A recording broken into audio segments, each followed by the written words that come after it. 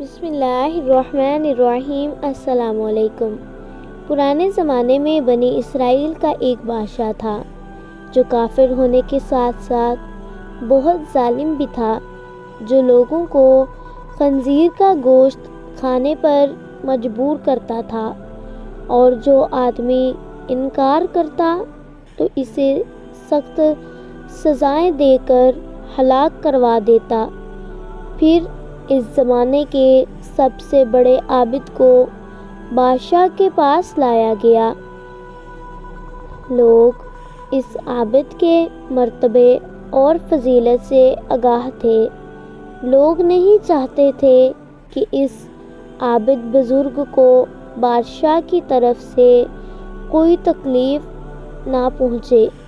چنانچہ ایک سپاہی نے عابد سے کہا، آپ مجھے ایک بکری کا بچہ ذبح کر کے دے دیں۔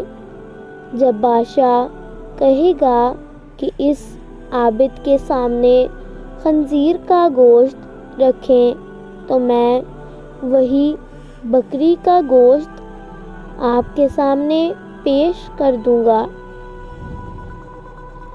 بادشاہ یہ سمجھے گا کہ آپ نے اس کی خواہش کے مطابق خنزیر کا گوشت کھا لیا ہے، اور اسی طرح آپ بھی ہلاکت سے محفوظ رہیں گے۔ عابد نے بکری کا بچہ ذبح کر کے اس کا گوشت سپاہی کو دے دیا۔ جب عابد کو بادشاہ کے سامنے لایا گیا تو بادشاہ نے حکم دیا کہ خنزیر کا گوشت لایا جائے۔ منصوبے کے مطابق تو اس سپاہی نے بکری کا گوشت عابد کو پیش کیا۔ بادشاہ نے کہا، میرے سامنے اس خنزیر کے گوشت کو کھاؤ۔ عابد نے کہا، میں ہرگز نہ کھاؤں گا۔ یہ سن کر سپاہی نے اشارے سے بتایا کہ یہ وہی بکری کا گوشت ہے جو آپ نے دیا تھا، آپ بلا جھجک کھا لیں۔ لیکن عابد نے بادشاہ کے سامنے وہ گوشت کھانے سے انکار کر دیا۔ ظالم بادشاہ نے سپاہیوں کو حکم دیا کہ اسے قتل کر دیں۔ جب عابد قتل کے لیے لے جانے لگے تو وہی سپاہی قریب آیا اور کہا، آپ نے گوشت کیوں نہیں کھایا؟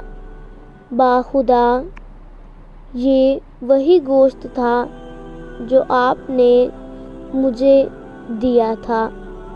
عابد نے کہا، ایسی کوئی بھی بات نہیں، بلکہ میں اس بات سے ڈر گیا تھا کہ لوگ میری وجہ سے اتنے بڑے فتنے میں مبتلا ہو جائیں گے، کیونکہ جب بھی کسی کو نعوذ باللہ خنزیر کا گوشت کھانے پر مجبور کیا جائے گا تو لوگ کہیں گے کہ فلاں عابد نے بھی تو